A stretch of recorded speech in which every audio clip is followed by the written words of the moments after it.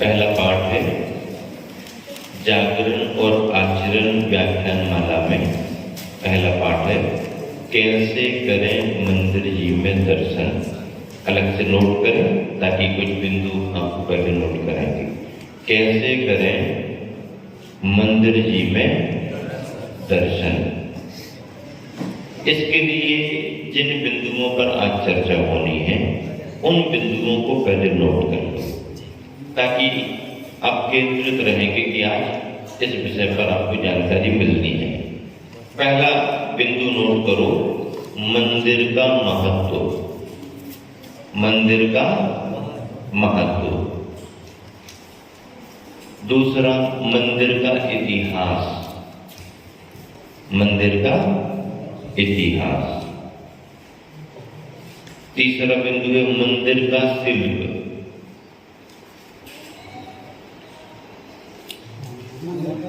शिल्प नक्काशी वगैरह जो होती ना, शिल्प। तो एक महत्व, एक इतिहास और एक शिल्प। आपको कहाँ है?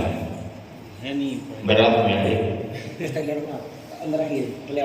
जिनके पास में पेन कॉपी नहीं है तो वो मुझे तो ऐसा लग रहा है घूमने फिरने आए। पढ़ने आने वाले के पास में पेन कॉपी होना। चलो अगला बिंदु नोट करो, मंदिर संबंधी भावना।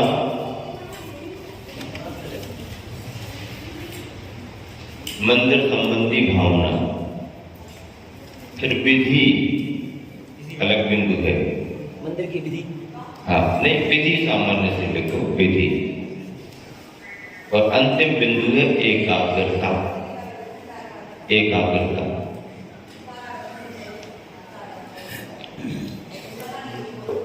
अब इस पर चर्चा होगी। ये इतने बिंदु नोट हो गए जिससे आप क्या करेंगे कि घर पर भी इनको देख सकते हैं। इस हिसाब से विषय भी आप याद रखेंगे कि इस पर क्या बताया था। नोट हो गया ना? मंदिर का महत्व, मंदिर का इतिहास, मंदिर का शिल्प, मंदिर संबंधी भावना, मंदिर जाने की विधि, मंदिर जाने की विधि और मंदिर में एकाग्रता। मंदिर में एकाग्रता। देखिए, जैन परंपरा में, नहीं लिखना नहीं, सुनना है। जैन परंपरा में मंदिरों का अपना एक इतिहास है। मूर्ति पूजा का अपना एक इतिहास है।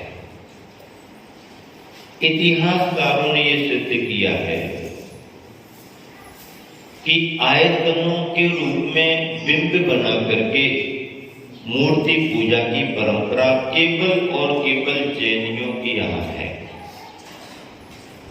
भगवान के रूप में, भगवान के रूप में। क्योंकि हमने भगवान का जो स्वरूप स्वीकार किया है, नाम कोई भी रख दो भगवान का, फर्क नहीं पड़ता, लेकिन हमने भगवान का जो स्वरूप स्वीकार किया है उस स्वरूप में एक आकार बनता है और निराकार सिद्धात्माओं को स्वीकार करते हुए भी साकार अनंत परमात्माओं के बिंबों की हमने स्थापना की है।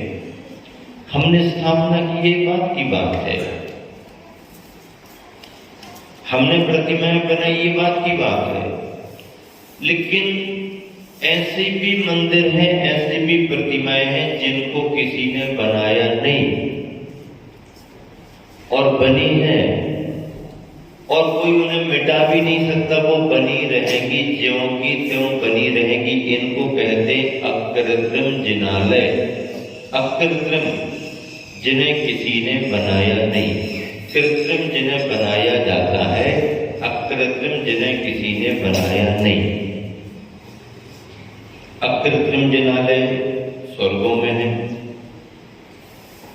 अकृत्रिम जिनालय इस जमीन के नीचे नरकों के ऊपर मेरु पर्वत के नीचे अधोलोक में है, जहाँ पर भवनवासी और कुछ व्यंतर रहते हैं। इस मध्यलोक के द्वीप समुद्रों में अकृत्रिम जिनालय बने हुए हैं। विभिन्न द्वीपों में विदेही क्षेत्र या विद्याधर श्रेणियां आदि आदि बहुत जगह हैं जहां पर प्रकृति से ही अकृत्रिम जिनालय बने हुए हैं। हमारे यहाँ जिस गंगा नदी का वर्णन आता है तिलोपनति ग्रंथ में, गंगा नदी का वर्णन आता है तिलोपनति ग्रंथ में, उस गंगा नदी के कथन में आया है कि पद्म हृदय से निकल करके गंगा नदी जब आगे बढ़ती है तो हिमालय आदि से होकर के, आज का हिमालय पर कहते हैं, पद्महृद के बाद पद्महृद के पर्वत से जब गिरती है तो जिस कुंड में गिरती है उस कुंड में गिरने के पहले अरहंत प्रतिमा के ऊपर पूरी धारा गिरती है और फिर आगे बहती है। उस अरहंत प्रतिमा का भी विशेष वर्णन है। किसने बनाई? अकृत्रिम है, कोई नुकसान पहुंचा सकता कोई नहीं। ऐसे बिंब है मध्यलोक में, नंदीश्वर द्वीप में आदि आदि अकृत्रिम जिनालयों की बहुत चर्चा है। तो ये मंदिरों का इतिहास आज का नहीं है, मंदिरों का इतिहास बहुत प्राचीन पुराना है, अनादि अनिधन इसका इतिहास है। इन्हें धर्मायतन कहते हैं। आयतन का अर्थ क्या होता है? आयतन यानी आधार। आयतन का अर्थ क्या होता है? आधार।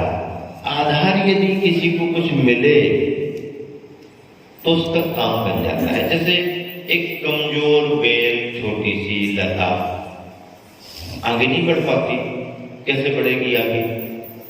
कद्दू की बेल होती है, ककड़ी की बेल होती है, लौकी की बेल होती है, अब वो कैसे आगे बढ़े?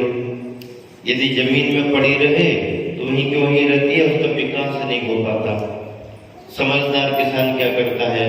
उस बेल को कोई लकड़ी का सहारा देता है, उस बेल को लकड़ी में लगा देता है, या कोई दीवार पर वो बेल को अपने प्रयास से पकड़ करके आगे बढ़ती है। अब ऐसी कमजोर बेल कितनी पतली सी दिखती है, कोई बच्चा भी उसको जरा में तोड़ देता है, टूट जाती है, कमजोर रहती है। लेकिन ऐसी कमजोर बेल को भी, लता को भी यदि किसी लकड़ी का, दीवार का सहारा मिल जाए तो आगे बढ़ती जाती। और बढ़ने के बाद में फिर रिजल्ट क्या निकलता है? उस कमजोर सी बेल में, लता में कितने बड़े बड़े फल आ जाते हैं। लौकी, कद्दू लटके रहते हैं और वो बेल पकड़ी रहती है। उसमें इतनी ताकत आ गई। क्यों? उसको सहारा मिल गया। जिसे सहारा मिल जाता है वो मजबूत हो जाता है, और जो सहारे से वंचित हो जाता है वो मजबूर हो जाता है। मजबूर हो गया, कमजोर हो गया। युग के आदिनाथ भगवान जब हुए तो उनकी स्तुति करते हुए आचार्य प्रवर मानतंग स्वामी ने यही कहा। क्या कहा?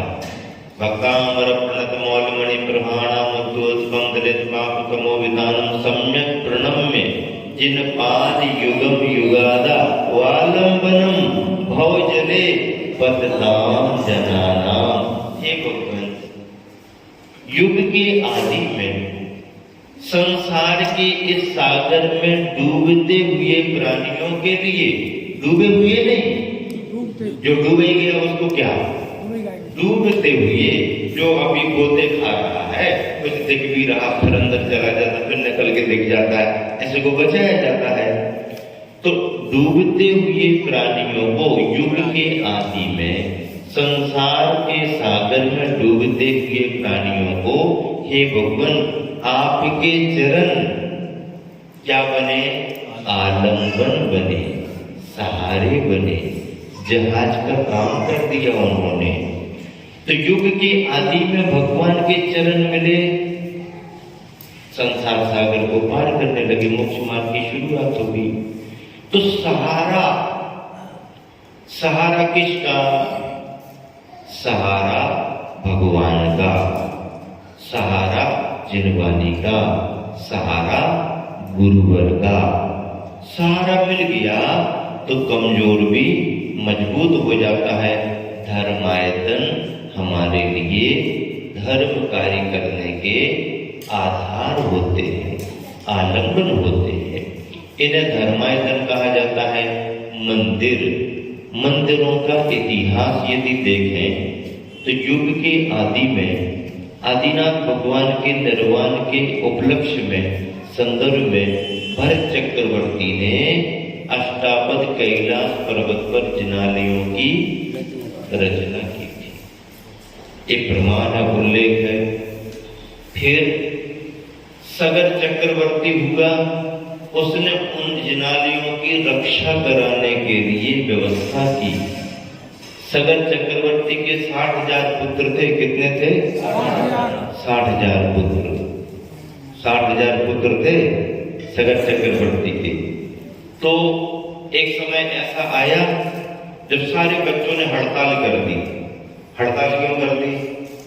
कुछ डिमांड थी उनकी, कुछ कमी थी उनको, कुछ पूर्ति कराना थी। नहीं, हड़ताल इसलिए की कि उनको ये लगने लगा कि हम क्षत्रिय पुत्र हैं और कोई श्रम नहीं करते, पुरुषार्थ नहीं करते, मेहनत नहीं करते और भोजन करते रहते हैं। क्षत्रिय पुत्रों का ये काम नहीं, मेहनत करेंगे तभी कुछ भोजन करेंगे।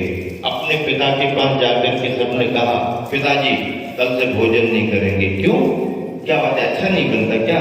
नहीं, बनता तो बहुत अच्छा है, लेकिन जब तक हम लोग कोई मेहनत नहीं करेंगे हम आपके यहाँ भोजन नहीं करेंगे। ये चक्रवर्ती है, ऐसा है वैसा, कुल कुटुंब में किसी को कुछ करने की जरूरत नहीं। आप कुछ भी हो, 9 निधियां 14 रखते, तुम जानो तुम्हारा काम क्या है। हमको तो काम बताओ, उसके बाद भोजन करेंगे। क्या काम बताएं? अब उन्होंने सोचा, भरत चक्रवर्ती ने भव्य भव्य बड़े बड़े जिनालय बनाए, बड़ी बड़ी प्रतिमा विराजमान की है।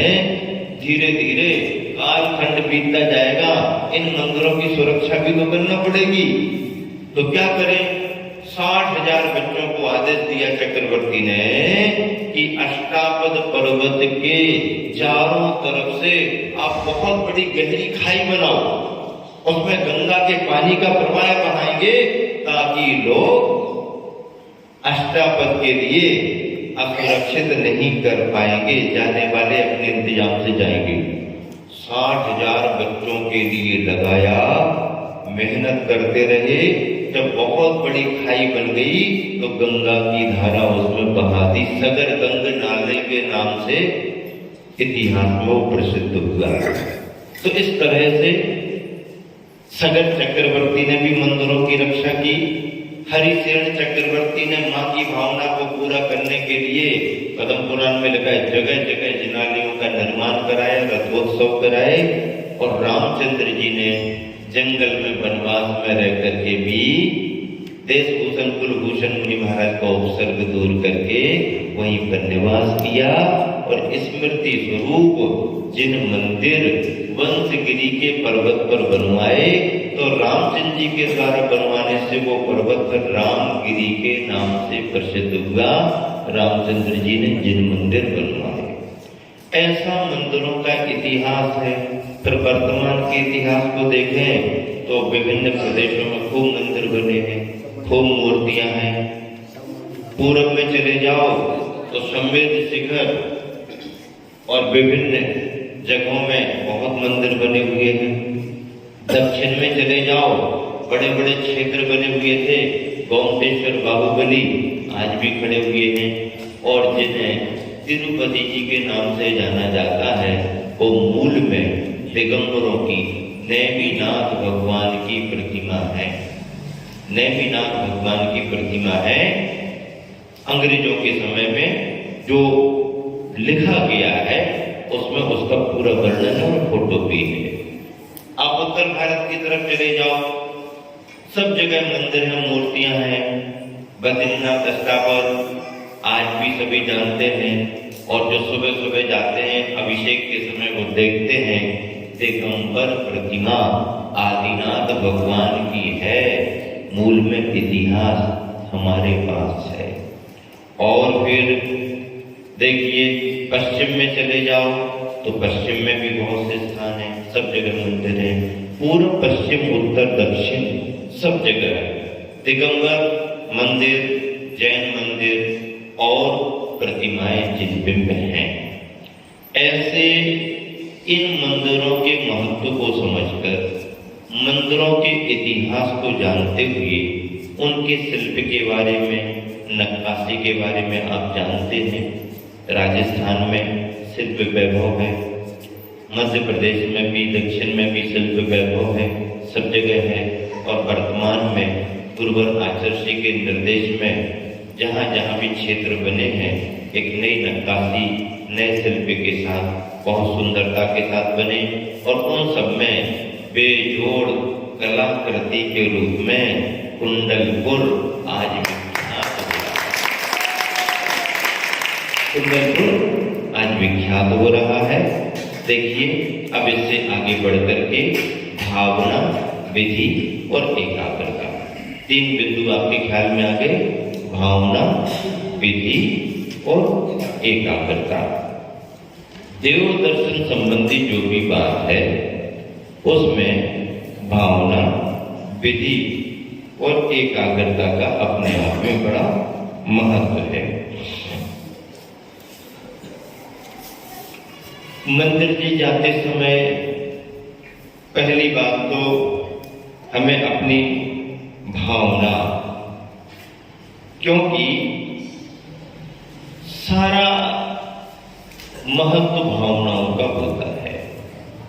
विधि और पद्धति उसके बाद ही प्रारंभ होती है।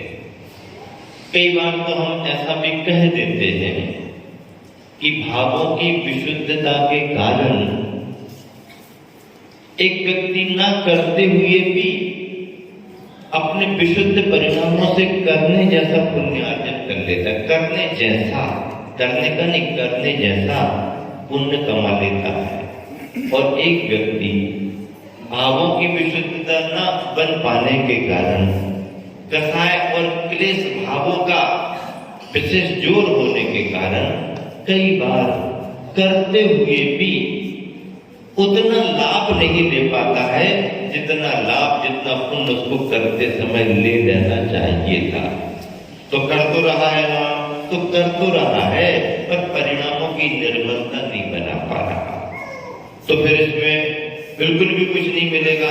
नहीं, सर्वथा घाटा तो नहीं है, लेकिन जितना प्रॉफिट होना चाहिए था उतनी मेहनत में, उतना समय देने में उसमें कमी रह जाएगी, क्योंकि भावों की विशुद्धि तुम नहीं बना पाए। एक व्यक्ति नहीं कर पा रहा है, उसको उतना अधिकार नहीं है करने का, या उसका स्वास्थ्य वैसा नहीं है, या उसकी कोई मजबूरी है, बीमार है, विकलांग है, अथवा पशु या पक्षी की श्रेणी में आता है, जीव है, परिणाम उसके भी हैं, करने की उसकी बहुत भावना है और योग्यता नहीं है, पात्रता नहीं है, तो फिर क्या करे? यदि वो न करते हुए भी भाव बना रहा है कि भगवान कब करने को मिले, कब करने को मिलता, तो वह उस अवस्था में भी अपने परिणामों से काफी पुण्यार्जन कर लेता है। राम, सीता और लक्ष्मण जब जंगल में दंडक वन में थे, चारण रिद्धिधारी मुनि महाराज को आहार दान दिया। आप बताएंगे नाम कौन से महाराज जी थे वो? जंगल में रामचंद्र जी सीता ने दंडक वन में आहार दान दिया, तो कौन से मुनि महाराज थे जिनको आहार दान दिया? जैनिकों कथानक पढ़ते हो, देवशास्त्र गुरु पर श्रद्धा रखते हो, स्वाध्याय करते, बताओ उनका नाम बताओ। परीक्षा कर लेंगे हम तुम्हारी की नहीं दे, ले लो परीक्षा, जल्दी बताओ, फटाफट बताओ। हाँ, कल्लू माइक तो ठीक लगा ना हमारा, कुछ चेंज तो नहीं करना, ठीक है। कुलभूषण देशभूषण नहीं, जल्दी बताओ, केसरी में स्वाध्याय बहुत होता है, जल्दी बताओ।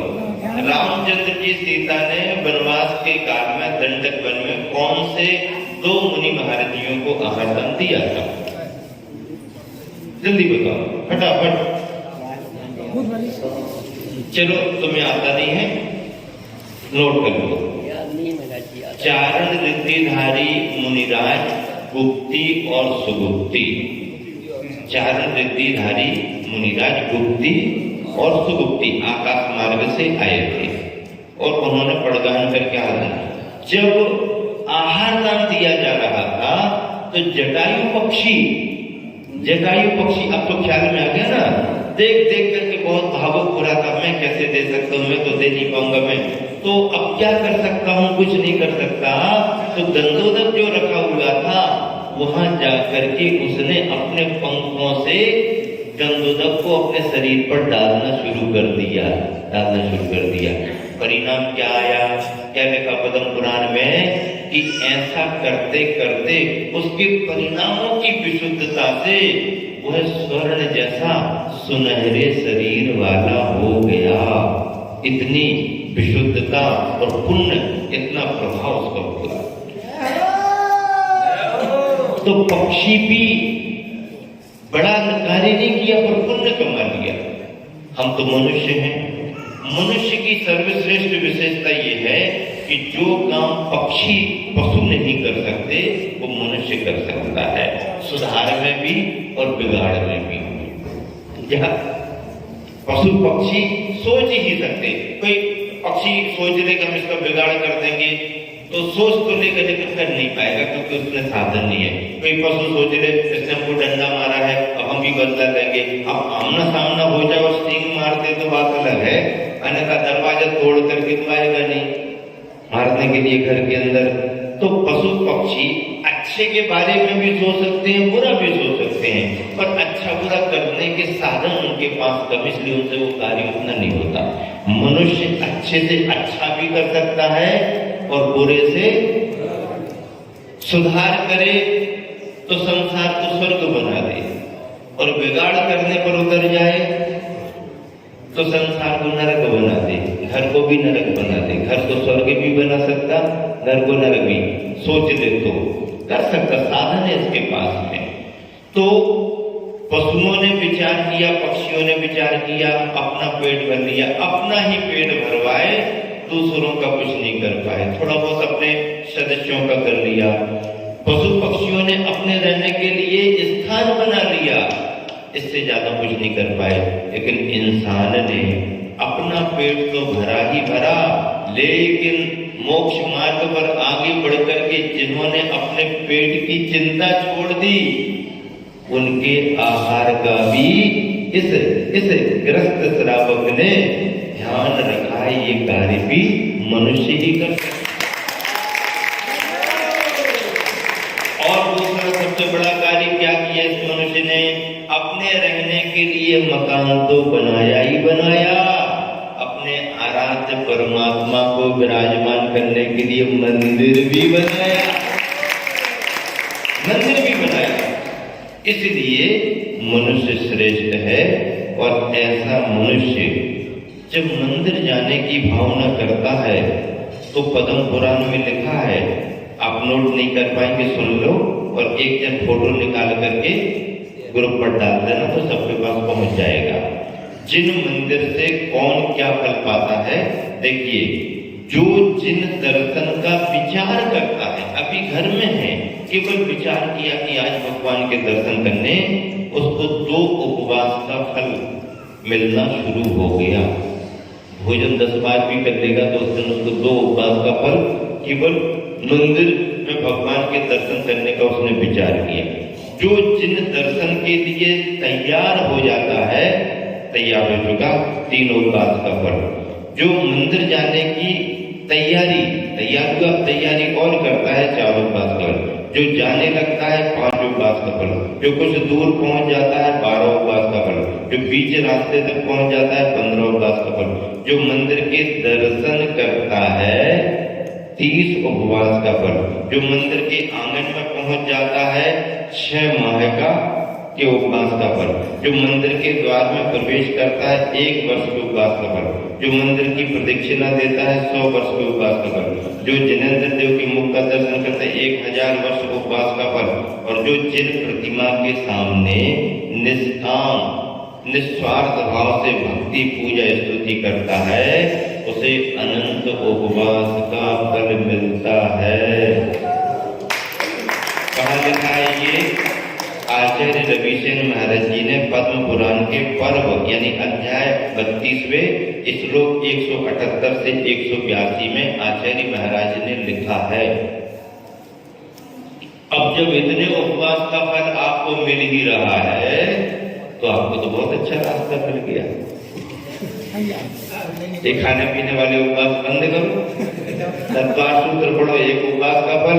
और ये महाराज जी ने और अच्छा बता दिया कि हम तो रोज मंदिर जाते हैं, रोज करते हैं, तो ना भावनात्मक तरीके से जो उपवास करने का पुण्य मिल सकता है वह पुण्य इस विधि से करने में भी तुम्हें मिल सकता है। इस तरह से जो ग्रंथ में लिखा गया उसे मैंने आपको बता दिया। भावना ऐसी ही होनी चाहिए। आप मंदिर जा रहे हो, भिखारी बन करके जा रहे हो या भक्त बन करके जा रहे हो? भक्त बन करके जा रहे हो। आप भक्त बन करके जा रहे तो भगवान से कुछ मांगेंगे नहीं। भिखारी बन करके जा रहे हो तो भगवान से सब कुछ मांगना। लेकिन ध्यान रखना, भिखारी जब मांगता है तो देने वाला देता नहीं है, दुत्कारता पहले है। जब भिखारी ज्यादा मांगता है तो थोड़ा बहुत देके चलो कल नहीं आना। लेकिन जब कोई भक्त जाता है तो भगवान भी प्रसन्न हो जाते हैं। प्रसन्न भगवान होते नहीं है, उनकी तो मुद्रा ही प्रसन्न है। लेकिन भक्त भगवान की भक्ति करे तो वातावरण प्रसन्न हो जाता है। भक्त के चेहरे पर प्रसन्नता रहती है और भिखारी के चेहरे पर उदासी रहती है। आप अपने घर गृहस्थी में कितने ही परेशान हैं, व्यापार धंधे में कितनी परेशानी होती है। घर गृहस्थी में परेशानी होती है, व्यापार धंधे में परेशानी होती है, तमाम झंझटें होती है, उलझनें होती है। मन थक जाता है, मन उलझनों में रहता है, और उलझन में मन रहता है तो चेहरे पर थकान आती है, दुनिया को आती है।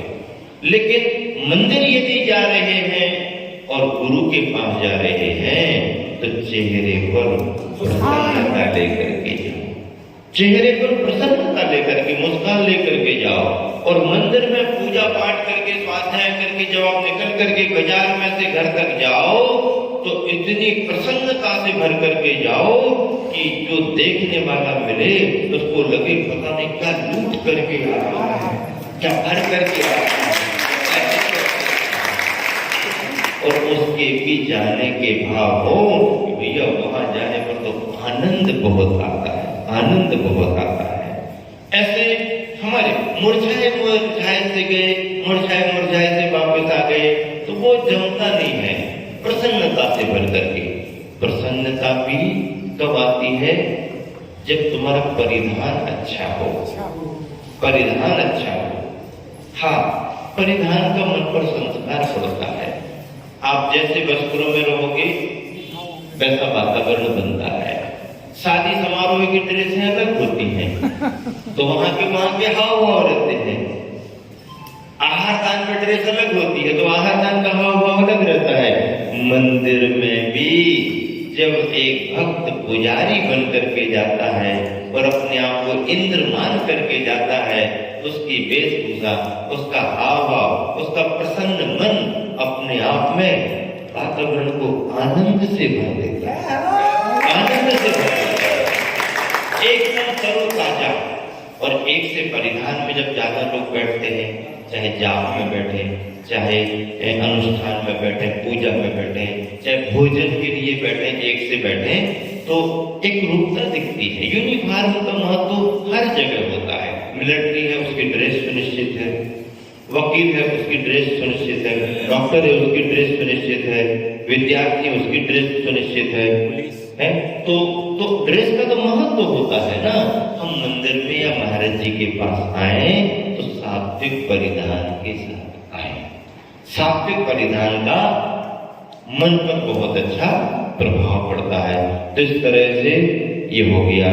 अब देखिए मंदिर में जब जाते हैं तो अपन ये भावना रखें कि हमें धर्म लाभ पूरा मिले पर दूसरे को कोई व्यवधान ना आए, व्यवधान ना आए। कई लोग जाते हैं मंदिर में दर्शन करके बीच में खड़े हो गए, जगह थोड़ी सी है, पीछे आ रहे हैं, आपको भाव बढ़ गए, माला फेरने लगे, सामायिक करने लगे। नहीं, दर्शन कर लो, जगह कम है, एक तरफ हो जाओ। नहीं हमारे भाव माला फेरने के, माला फेरना है एक किनारे पर चले जाओ, बैठ जाओ, खड़े हो जाओ, फेरते रहो जहां किसी को व्यवधान ना हो। एक मंदिर में हमने पढ़ा, किसी भक्त ने लिखा होगा, दर्शन पूजन भी करो, दर्शन पूजन भी करो पर इतना रख ध्यान, चेतावनी दे रहा है, दर्शन पूजन भी करो पर इतना रख ध्यान, पीछे ठाड़े भक्त को दिख जावे भगवान। दर्शन पूजन भी करो ना, कौन मना कर रहा है, पर इतना रख ध्यान। नहीं तो झगड़ा हो जाएगा, देख लो आप, कोई भी कुछ भी बोल देगा, पर इतना रख ध्यान, पीछे ठाड़े भक्त को क्या दिख जावे, तुम्हारी पीठ नहीं, तुम्हारी पीठ के दर्शन करने नहीं आए, भगवान दिख जाए। इसलिए अब वेदियां बड़ी बड़ी बनाने लगे, दूर से भी दर्शन हो जाए, एक साथ ज्यादा समूह आ जाता है, किसी को बाधा ना हो, पूजा करने वाले पूजा करते रहें, अभिषेक करने वाले अभिषेक करते रहें, माला फेरने वाले माला फेर लें, सबको सुविधा होना। जहां पर है वहां ऐसा करो, जहां पर थोड़ी जगह कम है तो एक दूसरे का ध्यान रख करके करो, करना चाहिए। अब देखिए, शुद्ध वस्त्र पहन करके आप जा रहे हो मंदिर, भावना आपकी बहुत अच्छी है, परिणामों में निर्मलता है, मंदिर जा रहे हो, लेकिन ऐसे व्यक्ति की परीक्षा भी होती है। दुष्ट दुर्जन पुरुष कभी कभी बाधा व्यवधान डाल देते हैं और अच्छे व्यक्ति का मन खराब हो जाता है। लेकिन यदि किसी दुष्ट दुर्जन ने बाधा डाली और हमने अपना मन खराब कर लिया तो ये मान के चलो, क्या मान के चलो कि हम फेल हो गए और वो पास हो गया, क्योंकि उसका उद्देश्य था इसको बाधा डालना, वो पास हो गया। और हम कमजोर निकले कि उसके दो शब्द सुन करके या उसकी थोड़ी सी बाधा से पर हम विचलित हो गए। विचलित होते हैं पर अपन ये मान के चले कि भैया ठीक है, यहाँ पर यह सुविधा पैदा करें, यहाँ तो कुछ नहीं बोलेंगे, अभी तो हमको अपने मन से भगवान की भक्ति करने दो, बाद में कहीं मिलेगा तो फिर ठोका पीटी करेंगे, देखेंगे मटका मजबूत है कि नहीं है। घड़ा लेने जाते ना बाजार में तो थोड़ा ठोका पीटी करना पड़ती ना देखने के लिए, यहाँ बाधा डाल रहा है, डालने दो, अभी तो हम धर्म करने को आए, अभी हम कसाय और क्लेश करेंगे तो हमारा मन खराब हो जाएगा, पुण्य की जगह पाप लगेगा। मंदिरों में जाकर के यदि हम ज्यादा व्यवस्थाओं की चर्चाएं करते हैं, व्यवस्थाओं की चर्चा करने का समय अलग होता है, व्यवस्था बन रही कि बिगड़ रही कि हो रहा, ये सब अभिषेक पूजन के समय नहीं करो, इनकी चर्चाएं अलग करो। और चर्चाएं होने के बाद भी यदि कोई व्यवस्था उचित नहीं हो पाई या बिगड़ गई तो सभी के बीच में वातावरण खराब मत करो। कुछ लोगों की आदत ऐसी होती है कि जैसे उन्होंने बाजार लगा देखा और अपने विचारों के पत्थर फेंकना, अच्छा कोई नहीं हो तो उनको भी मचा नहीं आता। हाँ, अकेले में वो व्यवस्था नहीं बताएंगे, ये व्यवस्थापक जो उसको फोन करके नहीं बताएंगे, वो तो जहां पर खूब सारे लोग बैठे हैं, खड़े हैं और कुछ कार्यक्रम शुरू होना, उसी के बीच में जाकर के ऐसा नहीं, वैसा नहीं, ये नहीं, वो नहीं और ऐसा वैसा कर करके अपनी उपस्थिति दर्ज कराते हैं कि मैं आ गया हूँ, इम्पोर्टेंट पर्सन हूँ, क्योंकि सलाह देता हूँ। आज के समय में सलाह देने वाला इम्पोर्टेंट पर्सन महत्वपूर्ण माना जाता है। जो दूसरों को बताता है ना, वो ज्यादा अच्छा माना जाता है, करने वाला तो बुद्धू माना जाता है। आज के समय में क्या है, जो चुपचाप करता है दोस्तों लोग जो कुछ जानत नहीं है, लेकिन यहाँ वहाँ की बातें करी, ये वो किया, अरे भैया बहुत बड़े आदमी, बहुत समझदार आदमी। कोई कीमत नहीं है ऐसे लोगों की, कोई कीमत नहीं है। थोड़ा बहुमान, डर, भय की वजह से कुछ थोड़ा बहुत कर दो, बाकी आंतरिक सम्मान नहीं होता है। आंतरिक सम्मान तो भद्र और जो बहुत अच्छा काम करता है, शांति के साथ काम करता है, उनके प्रति बहुत स्नेह भाव सभी का उमड़ता है, और वही कार्यकर्ता की सही पहचान मानी जाती है। आप कार्यकर्ता बनो ना बनो, मैं ये नहीं कह रहा हूं, आप तो शांति बनाए रखें और दूसरे को शांति से काम करने दें, बस इतना ही मंदिरों में होना चाहिए। बल्कि मंदिरों में एक तो इस रूप में व्यवधान आता है कि सलाहकार बहुत आ जाते हैं, हुकुम चंद भी बहुत रहते, हुकुम देने वाले, राय बहादुर भी कई आ जाते हैं, आगे पीछे नहीं देंगे, तो जिस समय कुछ काम होगा उसी समय सबके बीच में राय भी देंगे। तो राय देंगे तो कई बार राय होते होते वो रायता हो जाता है, और रायता फैल जाए तो समेटना मुश्किल होता है, वो पूरी पत्थर ही खराब हो जाती है। एक दोने में से रायता निकल गया है ना, पंगत में गए नहीं गए, पत्थर दोनों में रायता भरते थे ना, क्या करते थे दोनों को संभालने के लिए,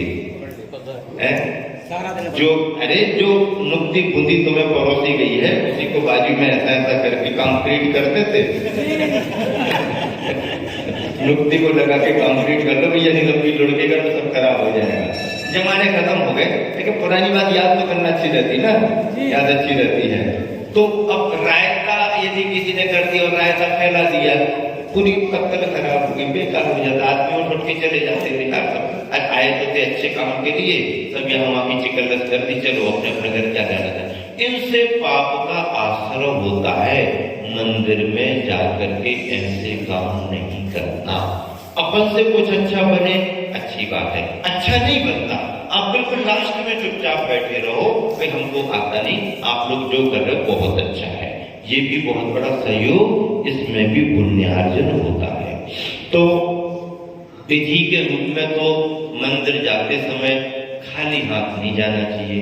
खाली हाथ जाओगे तो खाली हाथ वापस आ जाओगे, और भर करके जाओगे तो भरे भरे वापस आओगे। मुट्ठी भर चावल क्यों चढ़ाते हैं मंदिर में जाकर के? कभी आपने विचार किया खाली हाथ क्यों नहीं जाते हैं?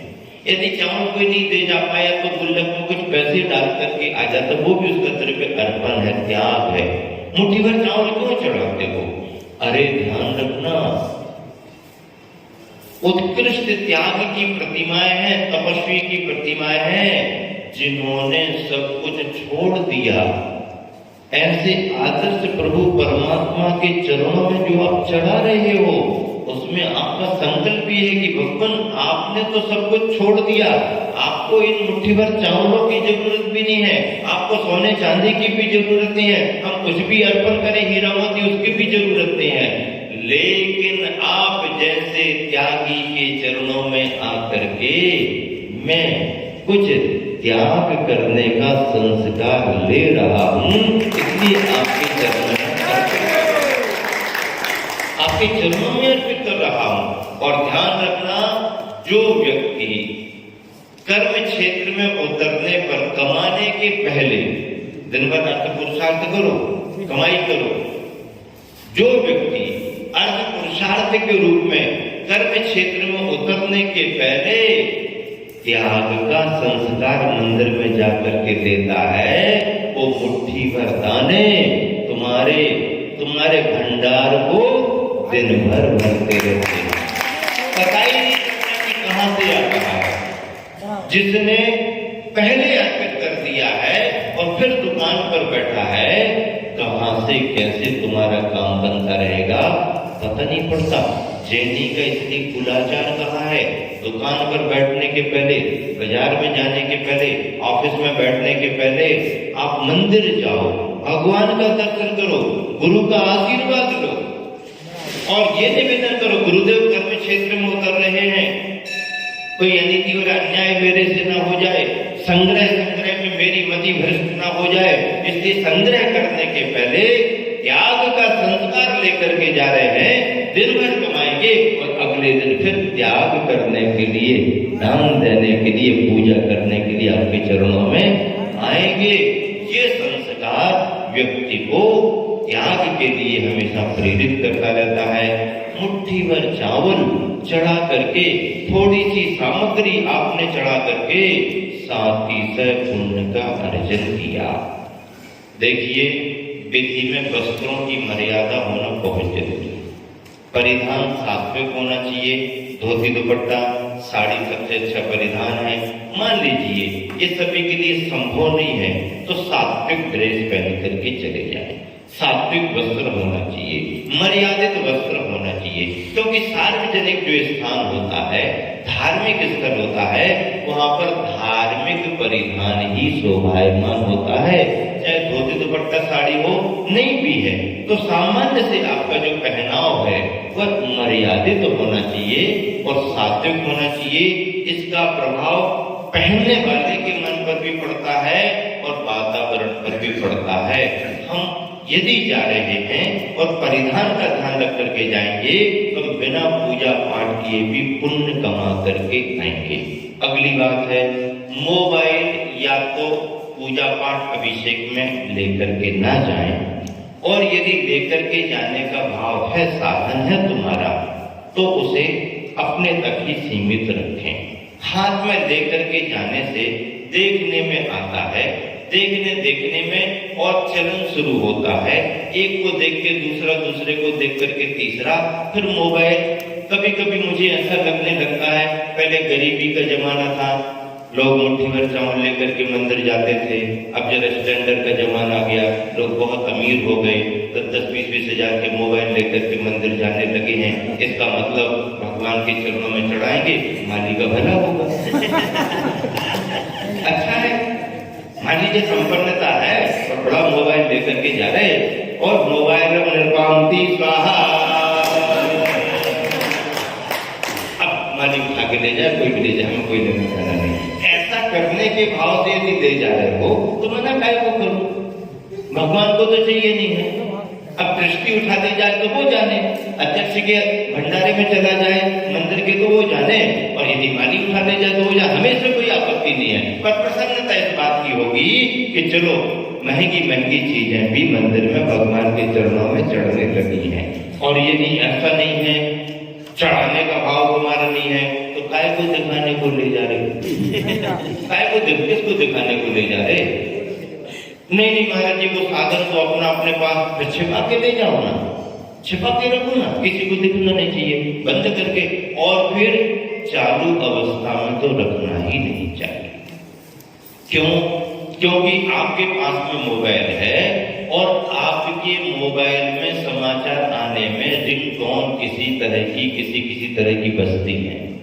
मान लीजिए अच्छे से मन लगा है अभिषेक में, शांति धारा पूजा पाठ में, और उसी समय मोबाइल की इनकी घंटी बजी, उनकी घंटी बजी, इनकी घंटी बजी, और 10 तरह की ट्यूनिंग आ गई, तो कितना व्यवधान होगा? आपने पुण्य कमाया या वहां जाके पाप कमाया? बोलो, क्या कमाया आपने? पाप कमाया। इसलिए पाप कमाया कि आपकी रिंगटोन को सुन करके, कान तो सबके खुले हैं, प्रकृति ने कान में ऐसी सुविधा नहीं दी, आंख में तो सुविधा दी है कि नहीं देखना तो ढक्कन बंद कर लो, नहीं देखना तो आंख के ढक्कन बंद कर लो, ये प्रकृति ने सुविधा दी। कान को सुविधा नहीं दी कि नहीं सुनना तो कान के ढक्कन बंद कर लो। आपको तो सुविधा दी है कि नहीं देखना तो ढक्कन बंद कर लो, लेकिन कान को ऐसी सुविधा नहीं दी कि तुम्हारी बात नहीं सुनना तो ढक्कन बंद हो जाए। अब जब खुले ही कान है और यदि 10-25 लोगों की रिंगटोन कानों में चली गई तो जितने मन यहाँ वहां हुए उससे जुड़े, उतना पाप का आश्रय मोबाइल वाले को हुआ। उसका मन तो बाधित हुआ, पाप का आश्रय इसको हुआ। इसलिए मंदिर में चालू मोबाइल नहीं रहना चाहिए। हाँ, आप ले जाओ, छिपा करके ले जाओ, रख करके ले जाओ, उसको साइलेंट कर दो आप, ताकि आवाज बाहर ना जाए। मैसेज आपके आते रहेंगे, साइलेंट रखो। चाहो तो उतनी देर के लिए बंद कर सकते। अब एक व्यक्ति ने शांति धारा की बोली ले ली और शांति धारा का कलश दी, शांति धारा कर हम मंत्र पढ़ रहे यहाँ पर, और मोबाइल उसका कांच में यहाँ धोती में बंधा हुआ था। अब 20 शांति धारा में उसका मोबाइल चालू हो गया। अब मोबाइल चालू हो गया, अब वो तो पसीना पसीना हो गया, लेकिन जो उसकी टोन समझ रहा था उसने वैसा एक्शन कर दिया उसके सामने, तो वो और पसीना पसीना हो गया। भैया आए को देखिए, आए इशारा करे बंद करो, जल्दी निकालो, बंद करो। अब शांति धारा के मंदिर चल रहे हैं, कलश हाथ में लिए है, ऐसी बाधाएं आ जाती है, व्यवधान आता है। बंद करके रखो, बंद करके रखो, साइलेंट रखो, चलेगा। आप ना ले जाओ ऐसा नहीं करें, ले जाना है ले जाओ, लेकिन अपने साधन से किसी को बाधा नहीं होना। कोर्ट कचहरी में निषेध है, संसद विधानसभा के सत्र चल रहे हैं तो निषेध है, डॉक्टर ऑपरेशन कर रहा है तो निषेध है, प्रोफेसर लेक्चरर पीरियड ले रहा है तो निषेध है। सब जगह विधान है, मंदिरों में कोई नियम नहीं है। स्वतंत्रता के जमाने में सब स्वतंत्र हैं, जो पहन करके जाना वो पहन करके जा रहे, ऊपर से धोती दुपट्टा और नीचे से जूता चप्पल। नई डिजाइन बना दी, नई डिजाइन, ऊपर से धोती दुपट्टा, नीचे से जूते चप्पल। क्यों भैया क्या बात है? महाराज जब आजकल रास्ते ठीक नहीं है, तो रास्ते ठीक नहीं है तो भैया फिर आपको धोती दुपट्टा पहन के जाके अभिषेक करेंगे और जूते चप्पल पहन के जा रहे? नहीं महाराज जी, वो तो रास्ते की वजह से जूते चप्पल पहनना होता है, हम तो अभिषेक करेंगे क्योंकि धोती दुपट्टा। उसका एक तरीका है, यदि आपको रास्ते का विकल्प ही है जूते चप्पल पहन के जाना तो जाओ, मना नहीं है। जिसके मन में जो विकल्प आए उसको उसका समाधान करो, लेकिन धोती दुपट्टे घर से पहन के मत जाओ। धोती दुपट्टे आप उठा करके अपने अलग पॉलीथीन कैरी बैग में पहले छोले में कावड़ लगा करके रख लो, और मंदिर में जाकर के ही जूते चप्पल उतार के पैर धो करके हाथ धो के अपने एक तरफ बदल करके फिर करो और बाद में पहन के करो। ये सबसे अच्छा रास्ता है। इसमें थोड़ी असुविधा होगी, लेकिन शुद्धता की परंपरा बनी रहेगी। अन्यथा थोड़े से रास्तों के तर्क दे करके हम परंपरा को प्रदूषित ना करें। अन्यथा शुरुआत करने से लेकर के देख करके जितने लोग करेंगे उन सबका दोष शुरुआत करने वाले को लगेगा। जिन मंदिरों में जूते चप्पल पहन करके जाने का सर्वथा निषेध नहीं है, लेकिन यदि शुद्ध वस्त्र पहन करके जा रहे हो तो जूते चप्पल नहीं। आप कहोगे हमारे जूते नहीं पहनते, हम तो चप्पल पहनते, वो भी रबर वाली, वो हमारी मंदिर की चप्पल अलग ही है। अब आजकल मंदिर की चप्पलें अलग हो गई, रसोई घर की चप्पलें अलग हो गई, और बाजार के पहनने की अलग हो गई, और किसी को मारने वाली चप्पलें अलग हो गई। कंपनी भी अलग अलग बनाने लगी है, ये मारने वाली चप्पलें कंपनी बनाती, ये पहनने वाली, ये खाने वाली, ये खिलाने वाली। मतलब क्या क्या तुम तर्क वितर्क करोगे? नहीं, चप्पल कैसी भी हो, कहीं भी उपयोग करने की हो, वो साधन धार्मिक स्थानों पर आहार आदि में उचित ही नहीं है। शुद्धता में उसे स्वीकार, गृहस्थ असंयमी गृहस्थ कुछ भी करे घर में वो उसका चलेगा, वृत्तियों के साथ उसका कोई संबंध नहीं, शुद्ध भोजन से संबंध नहीं, और फिर मंदिरों में अभिषेक से चप्पल का संबंध नहीं। यदि किसी को रास्ते का विकल्प है वो अपने शुद्ध वस्त्र अपने इंतजाम से लेकर के जाए, हाथ पैर जाकर के धोए, उसके बाद पहन करके खूब ठाट बाट से अभिषेक करे। यदि नहीं कर सकता है ऐसा तो शुद्ध वस्त्र पहन के घर से जाता है तो देख देख करके आराम से निकल जाए। क्योंकि जो पड़गाहन करने वाले महाराज जी को पड़गाहन करके देख देख करके अपने घर तक ले जाते हैं बिना चप्पल के, तो फिर तुम मंदिर तक देख देख करके क्यों नहीं जा सकते हो? तर्क देना नहीं, परंपराओं को बाधित करना नहीं। इस तरह से कुछ थोड़ी सी बातें और सुना करके 5 मिनट में विराम देता हूँ। ध्यान रखना, आज एक और बहुत अच्छी बात है, उसको बाद में बताऊंगा। थोड़ा सा जानकारी के रूप में आपको देते हैं।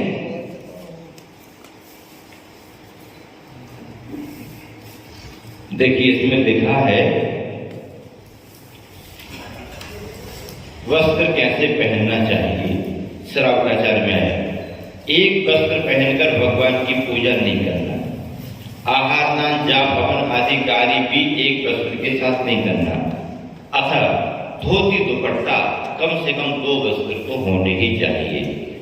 दूसरी बात है, फटा वस्त्र नहीं, जीर्ण वस्त्र नहीं, बहुत पुराना वस्त्र नहीं, छेद वाला वस्त्र नहीं, मलिन वस्त्र नहीं, काला वस्त्र नहीं, ऊन के वस्त्र नहीं, जल गया हो, ओले चूहों के द्वारा कतरा गया हो, गाय भैंस द्वारा थोड़ा सा खा लिया गया हो, धूम्र वर्ण वाला हो, अत्यंत छोटा हो जिससे पूर्ण शरीर ढक नहीं रहा है, अत्यंत छोटा, इन वस्त्रों से भगवान का अभिषेक, भगवान की पूजन, हवन, विधान, जाप आदि, आहार दान आदि नहीं करना चाहिए।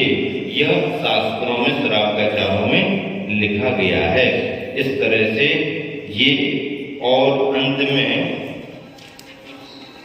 एक बिंदु और आपके लिए दे रहे हैं जो इसी से संबंधित है।